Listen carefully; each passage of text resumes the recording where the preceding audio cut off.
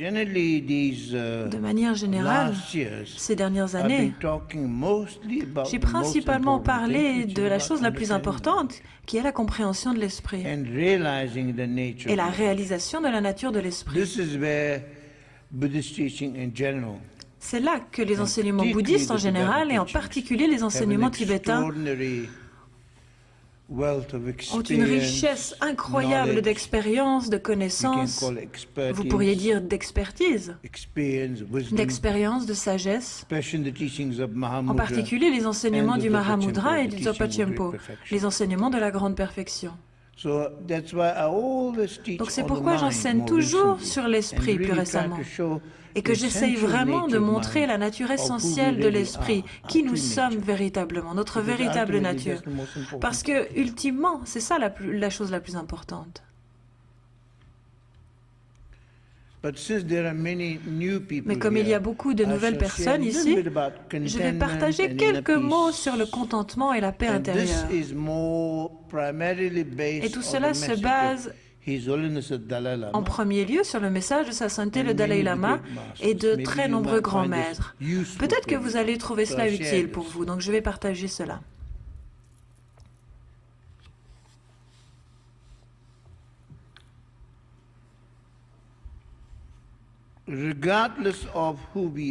Qui que nous soyons, le but principal de notre vie, vous pourriez l'appeler le cœur d'être humain, c'est d'être heureux.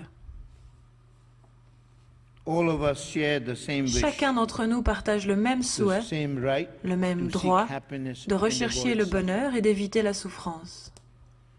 Mais si nous y regardons de plus près, nous pouvons voir qu'il y a deux types de bonheur. L'un est basé davantage sur le confort physique.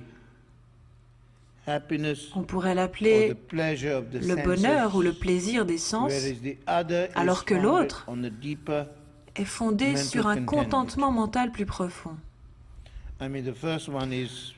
Et en fait, le premier coûte très cher et souvent il ne vous satisfait même pas vraiment. Alors que si vous avez trouvé un contentement mental plus profond, alors vous aurez trouvé la véritable paix et le contentement que nous recherchons tous. En fait, je pense que certains d'entre vous m'ont déjà entendu parler et partager cela, donc ça n'est peut-être pas très nouveau, cette partie particulière. Mais je cite toujours cela parce que je le trouve très inspirant. Socrate, l'ancien philosophe grec, a dit une fois, le contentement est la richesse naturelle. Le luxe est la pauvreté artificielle. Et Saint Paul nous dit dans la Bible, car j'ai appris que dans quelque état que je me trouve, à être satisfait. Et le prophète Mahomet a également dit, les richesses ne viennent pas de l'abondance des biens mondains, mais d'un esprit satisfait.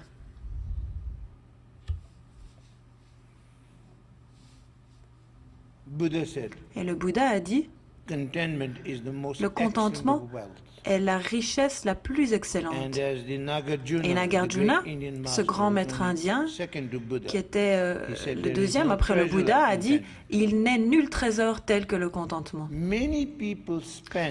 nombreuses personnes, et ça c'est Sa Sainteté le Dalai Lama qui le dit, de nombreuses personnes passent tout leur temps et investissent toute leur énergie à essayer d'accumuler ou de maintenir la richesse matérielle ou extérieure. Mais en fait, cela leur laisse très peu d'occasions pour cultiver la richesse intérieure et des qualités telles que la compassion et la patience. Et en fait, ce déséquilibre les rend particulièrement vulnérables et incapables de gérer lorsqu'elles sont confrontées aux défis et aux crises de la vie. Mais si nous avons cette paix intérieure et ce contentement plus profond, cette richesse intérieure, alors même lorsque nous traversons de la souffrance, notre esprit peut néanmoins être heureux. Cela explique comment il peut y avoir des gens qui ont tous les avantages matériels possibles et pourtant restent insatisfaits et mécontents, alors que d'autres personnes sont toujours satisfaites et contentes,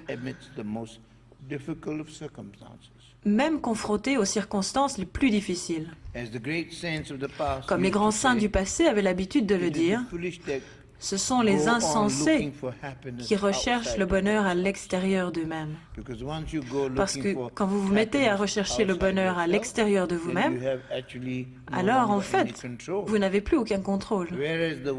Alors que les sages et les érudits savent que tout le bonheur et les causes du bonheur sont présentes dans notre esprit et dans notre cœur. En fait, vous pourriez dire, et cela vient de sa sainteté, la caractéristique principale du bonheur authentique est la paix intérieure et le contentement.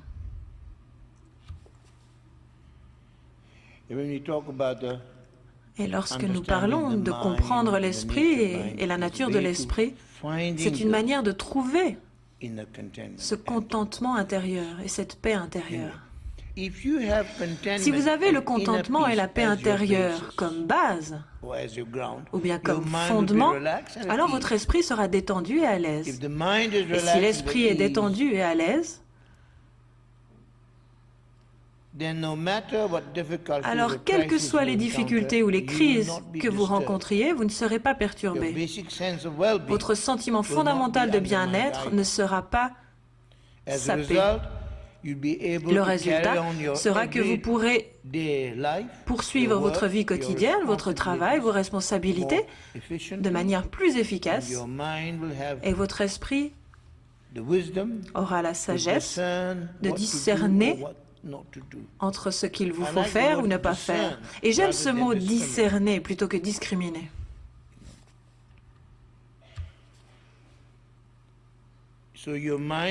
Donc votre esprit aura la sagesse de discerner entre ce qu'il vous faut faire ou ne pas faire.